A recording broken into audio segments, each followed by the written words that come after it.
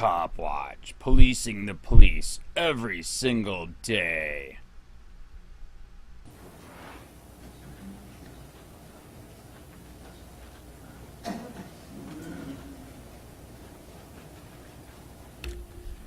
Yes, my name is Andy. I'm a reporter for Copwatch. A lot of you guys know that here.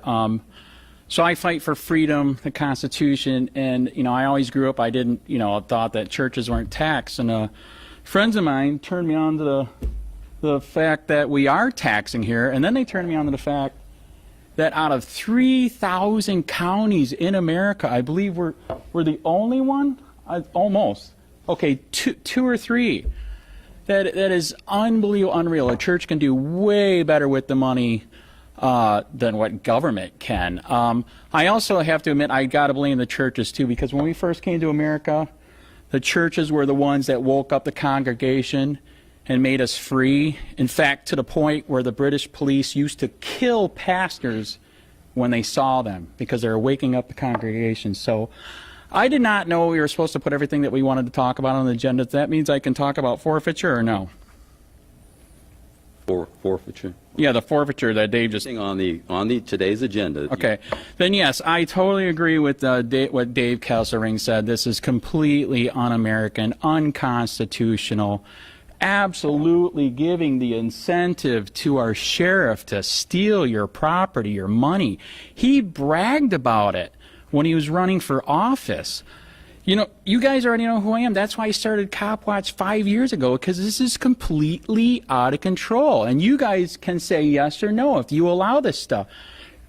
There's somebody on this panel that brags he's a constitutionalist, but yet we're violating the Constitution left and right. This isn't America, man. Over the years, I've had so many stories of people telling me what's happened with our sheriff here and how they literally have to leave because of the oppression. I mean, just constant harassment.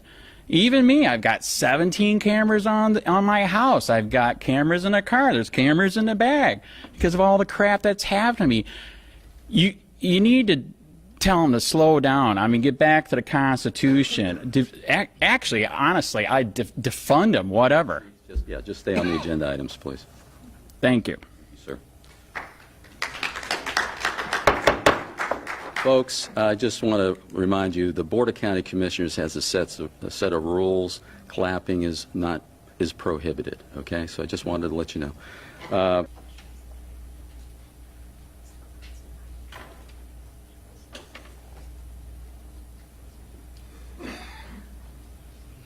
Thank you very much. Michael Zarzano, speaking to R2.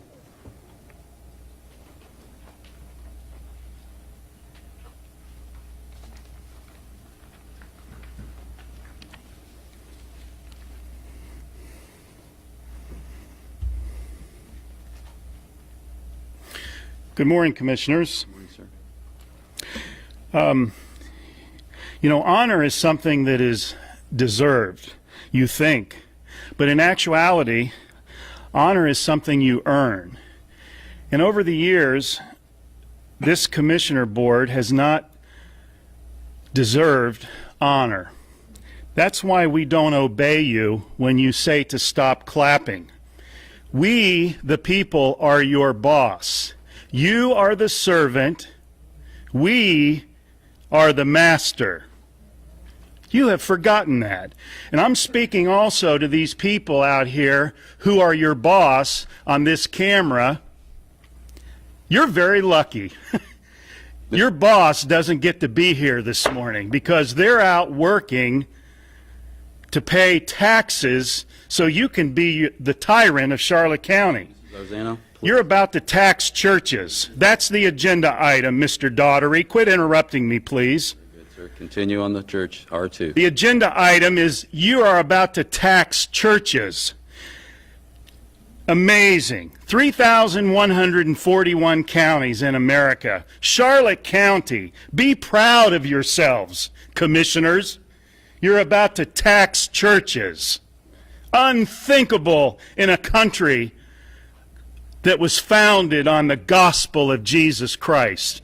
Who do you think you are? I will spend the rest of my life smearing every one of your names, rightfully so, that votes for this law, this taxation of churches. And the person that's about to be up for re-election, I hope you make the right decision, sir. I really do. But the fact is, we the people have a weapon that's an equalizer. We've got the ability to expose you now all over the world. It's called social media. So look forward to the future of Charlotte County being exposed nationwide as the county in America that taxes churches. You know, the Bible says God chose the poor to be rich in faith. But you want to take their money away. But you know what? They're richer than you'll ever imagine. And I just pray that this county commissioner board makes the right decision. Because if not, you're going to go down in American history as a disgusting group of people, tyrants that are taxing churches. Thank you. Thank you, sir. Pastor McDuffie, you're the last speaker card, and you've got actually 2 cards, but you have to speak to both items under the 3 minutes, sir. Good morning.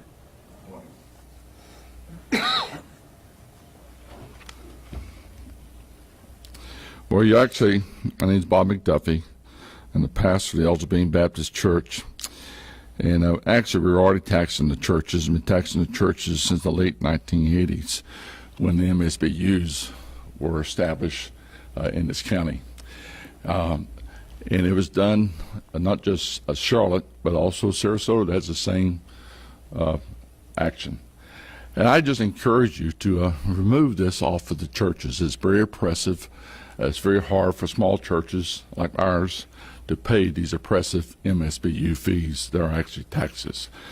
You know, I've read that there's a business coming to town. I don't have the name in front of me, but our county is considering to subsidize them to bring this business to town. Well, you know, in order to get jobs, the whole argument, we bring business to town, we don't have to pay taxes, and therefore we are helping you get jobs here in town. Well, you're subsidizing them. And the terminology that you are subsidizing us is offensive. Because you're not subsidizing us. We are subsidizing you. It's a matter of semantics that you're using here. It's what, as O'Reilly was saying, in no spin zone. This is a fact. We are subsidizing the county. And so this is history is on our side. If we're going to operate by history with God-fearing values, we today will remove this, just one of them, the fire, MSBU fire part of it, off of the churches. I think we ought to move all of them off of the churches. And I think we ought to really reconsider the MSBU fees. Now, I only get 3 minutes, so now I got to talk about the sewer. You know, our church, if this fee, if you, the structure, I don't know what the final structure is going to be, but as it was in the beginning, if you did that, you just put one church out of business. The gates of hell will not prevail against the Church of Jesus Christ. But Charlotte County can put one church out of business because of the exorbitant fees of the sewer system. Now, our church is really a big church. We have 2 toilets that we use on Sunday morning and Sunday night. And our crowd's not overwhelming. And we use it on Wednesday. Now, we got some property around us. And you said developed property. What is developed property? Does that mean, I get 29 seconds to you. Is that a warning? What is developed property? You mow the grass? That's developed. You got a palm tree on the property? Is that developed? I mean, what are you going to tax? If you tax all the property around our church, it's basically for a parking lot and perimeter boundaries. If you tax that, the whole property, I mean, that is a lot of money for 2 toilets, 1 sink, for a church of Elder Bean Baptist Church. I encourage you not to put the sewer in the Elder Bean community. Thank you very much, sir. Okay. Judith, you have another card? Okay.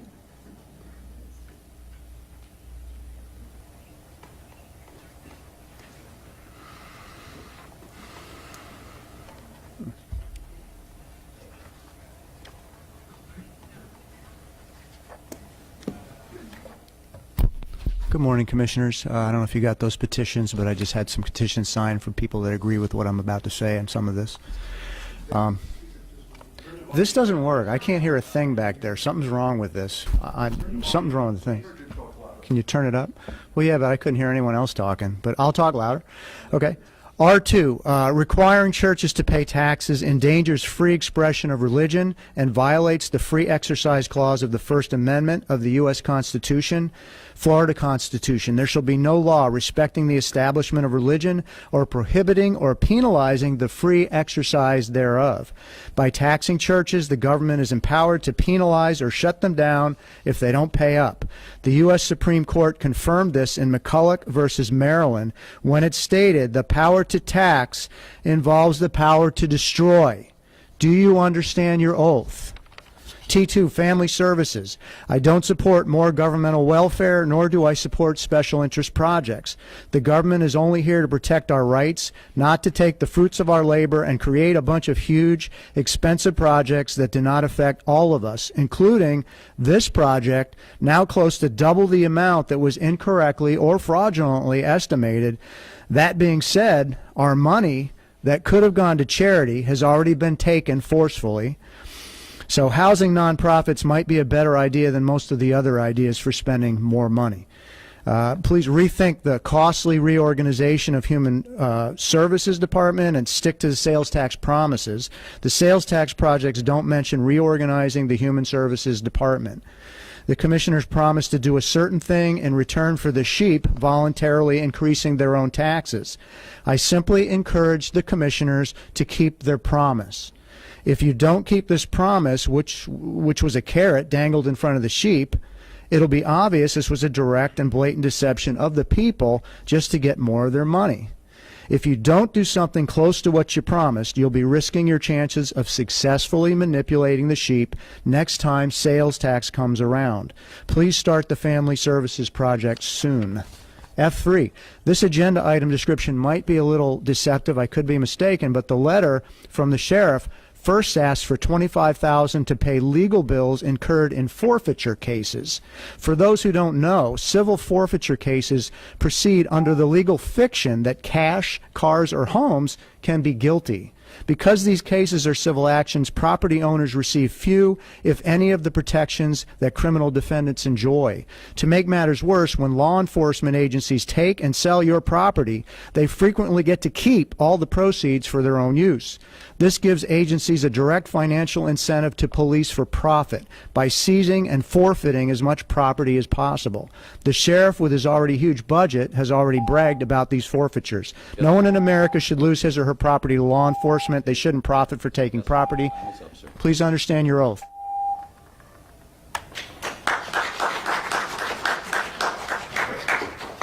Okay, next, Andrew Sheets, speaking to R2.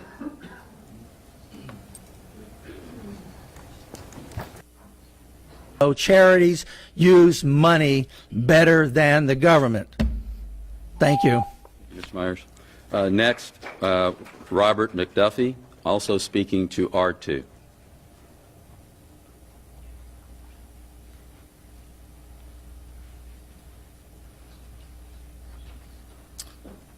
Thank you for the privilege and honor of speaking to you today. My name is Robert McDuffie. I've spoken to several of you commissioners individually, and the ones that preceded you as well.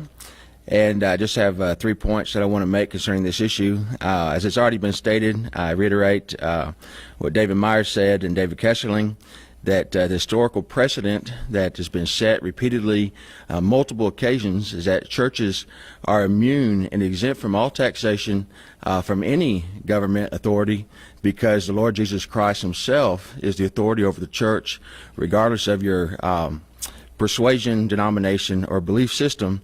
The government is not the sovereign over the church.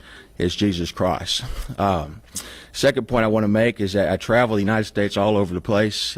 Just came from Phillips County, Arkansas, and traveled all over the world. And when I tell people that I speak to individually and before audiences as a guest speaker that we pay $3,000 to $4,000 as a small church of a congregation of less than 50 members, they cannot believe it. There's not one other congregation I've ever spoken to as a guest speaker or as an individual that has stated that they also pay any kind of taxation to their county or state government or the United States government. The third and last point I want to make is, as I just stated, the assembly out in El Jabin is the First Baptist Church, where my father's pastor since 1989. It's a very small assembly. Statistically, the average church in America does not have 500,000 people or even 1,000 people, has less than 100 people. Out in El Jabin, the membership is typical of what you see here in Charlotte County, 60, 70, 80-year-olds. And there's not a whole lot of people that are my age or younger. And what that means is that they get together to do bake sales, and they get together to do yard sales, and anything else they can creatively think of to pay the $3,000 to $4,000 the county demands so they can stay open. Not because they love doing bake sales, not because they love doing garage sales, but because that's how they have to pay the taxes that are demanded of church. And this is a church that sends missionaries out all over the world. It is a church that has a food pantry to the community. It is a church that ministers to many locally, nationally, and internationally in many practical ways I do not have the time to go into. But the bottom line is, every year, this is a great oppression on the people of this community who've already paid taxes personally and now are paying tax again because they belong to a religious organization to express their religious liberty of conscience. Thank you for hearing me today. Please end taxation of the churches. Thank you, sir. Next, we have Michael Gaines. Michael Gaines speaking to T1. Police use who may want to retaliate against him physically. Hey Charlotte County, this is Charlotte County Copwatch, and I just wanted you to know that I am using this stuff under fair use. And also remember to like and subscribe this channel. Also too, keep in mind I do not make any money on YouTube. This is 5 hours work a day, you know, fighting for freedom. And you can donate with PayPal and Patreon. I just want you to think about this. If everybody gives to PayPal and Patreon, Patreon is every month. Actually, PayPal you can do every month. I have 12,000 subscribers. If everybody gives, I can quit my regular job and go full-time investigations on Charlotte County and possibly even more and beyond. So just keep that in mind. If everybody helps out, I can go full-time doing this. Thanks.